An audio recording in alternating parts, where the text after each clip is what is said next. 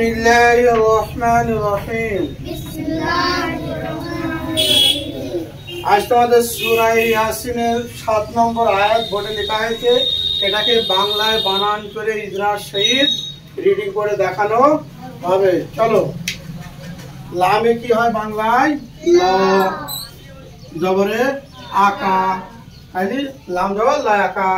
কপে ক, কয়, আর দালে আর জবর কি হয়? আকা হয় না, দালে দ, তাই কি হলো? লা কদ। হাতে হ জবরে আকা আস। তাজদিদ আলা অক্ষর আছে, তার জন্য আগে এই অক্ষরটাকে দুবার লেখো আগে। তাহলে ক, কয় বয়, দুটো কয় বয় লেখা হলো, কারণ এর জবরে আকা উচ্চারণ হয় না। তাই প্রথমটা কি হবে? আগে যুক্ত হবে কি হবে? হক। আর কফ জবর ক। আর যেহেতু আলিফের পরে লামের সাকিন আছে, এই লামের সাকিন অক্ষরের সাথে যুক্ত হবে। তাহলে কি হলো? হক কল, হক কল। কারণ এটা হচ্ছে আলিফের পর লামের সাকিন রূপে কমানি, সেই ক্ষেত্রে আলিফ বাদে লাম ধরে পড়তে হয়। আরো বলা হয়েছে বোঝানোর জন্য যে একটা অক্ষরকে পড়তে হলে হারাকাত, সাকিন, তাসদীদ তিনটের মধ্যে একটা হইতেই হবে। আর যুক্ত করার জন্য হারাকাতের পরে হয় সাকিন হবে, না তাসদীদ হবে। যেহেতু কফ হচ্ছে হারাকাত অক্ষর, এরপরে সাকিন আলা অক্ষর এসছে, তার জন্য কফের সাথে লামের ধারা পড়বে। তাহলে কি হলো? হাক কল। আর কফে কয় বয়ে, আর জবরে আকা হয় না।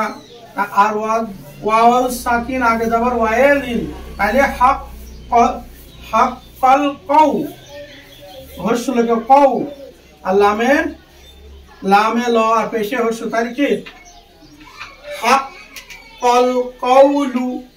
আইন জবর আ, আর লামে ল আর খাড়া জবর, তাহলে আকা প্লাস একাধিক টান, তাহলে কি হবে?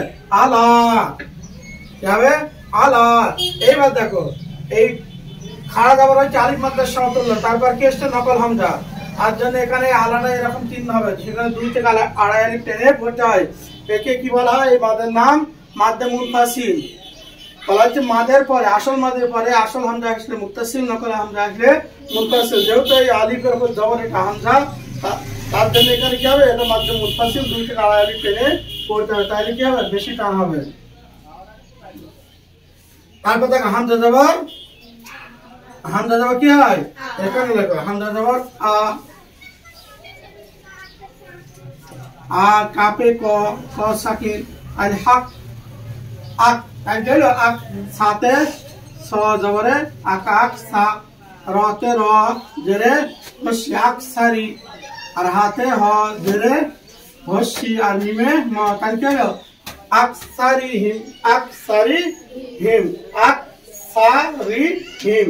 এইবার পরের আয়াত দেখো, পরের অংশটুকু। হাতে হ জবরে আকা, হাতে হ মিমে পেশে হসু মিমে মাথাকে ফাহুম। লামে ল জবরে আকা, আর আলিফ বলা হচ্ছে লামের সাথে আলিফ খালি ডাইনে যাব, লামের সাথে আলিফ আছে, তাহলে এটা হবে আলিফ, আলিফ মাদ, তাহলে এক আলিফ টান লা। আর ইয়া পেশ হসাই হসু ইউ। আর যেহেতু বলা হচ্ছে মাদের অক্ষরের উপর হামজা আছে, তার জন্য কি হবে? ঝটকাবে ইউ। কাত এখানে মাদ হবে না, ঝটকাবে ইউ। আর মাদ হয়ে গেলে ওয়াও সাকিন বা পেশের পরে ওয়াও সাকিন হতে হবে, এখানে সাকিন নেই, হামজা আছে, তার জন্য ঝটকা।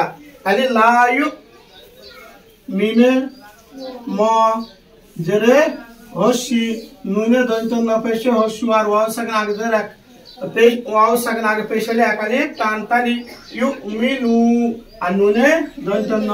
আর বলা হয় যে শেষের অক্ষর যদি সাকিন করা হয়, তাহলে শুধু অক্ষর উচ্চারণ হবে, হরকত হবে না। তাই কি হবে? লা ইউমিনুন। বুঝে আসছে? এই বাচ্চারা পড়াটা মিলিয়ে নাও। লাকাদ, লাকাদ হাক্কাল কাউলু আলা আকসারিহিম ফাহুম লা ইউমিনুন। এটা হচ্ছে কি? সূরা ইয়াসিনের 7 নম্বর আয়াত। সেটাকে আমি কি করলাম? বাংলায় বানান করে ইজরা সেই কোথায় কি কায়দা হবে, কায়দার অনুপাতে দেখে রিডিং করে দেখানো হলো। এবার আরেকবার দেখে নাও। লাকাদ হাক্কাল কাউলু আলা আকসারিহিম ফাহুম লা ইউমিনুন।